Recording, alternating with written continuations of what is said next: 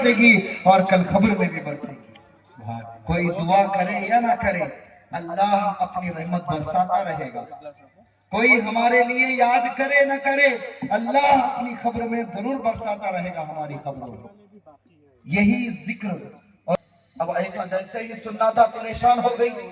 پریشان ہوتے ہی جیسے ہی اس کی زبان سے نکل گیا فرعون کی بیٹی نے، لیکن وہ ایمان سے منور دل کبھی نہ ہوتے، وہ کم ہی نہیں ختم ہی نہیں بلکہ کم بھی ہونے نہیں دوں گی. سبحان اللہ. نعرہ تکبیر، نعرہ رسالت، نعرہ حیدری. یہ ایمان حاضرین کے ہیں. ایمان کے بدلے پوری زمین سونا بھر کے اللہ کی بارگاہ میں پیش کرے. اے اللہ اس ایمان کے عوض اس کو قبول فرما.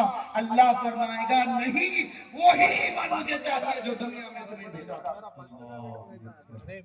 اور حضرت موسیٰ علیہ السلام کی امت کی ایک عورت، وہ کیا کام کرتی تھی؟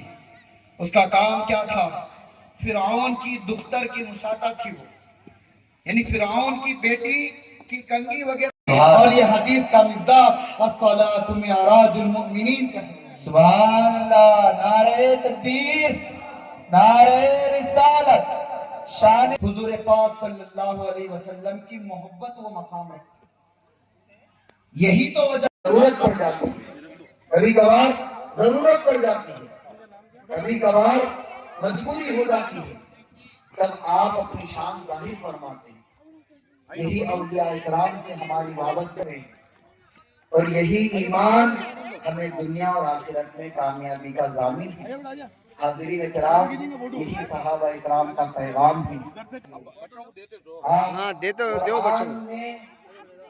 قرآن کو اپنے دماغ سے سمجھنے کی کوشش ویسا دیو بچوں کو بلا کے دو آتے. آج دنیا کا ماحول آپ دیکھیں، ہر کوئی یہ چاہتا ہے دین کی بات ہمارے سمجھ میں آئے تو ہم مانیں گے، نہیں سمجھ میں آئے تو نہیں مانیں گے. اولیاء کی کرامت سمجھ میں نہیں آئے.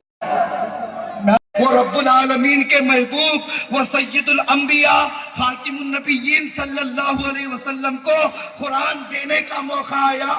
کہیں بلایا نہیں گیا، کچھ روزے رکھائے نہیں گئے، بلکہ آقا جہاں ہے قرآن وہاں نازل ہوتا ہے. وہاں قرآن نازل ہوتا ہے. اور نازل کہاں ہو رہا ہے؟ سینہ. مطلب کوئی بھی پہاڑ، کوئی ایک پہاڑ نہیں، کوئی بھی ایک پہاڑ، آپ ہمالیہ کو لے لو،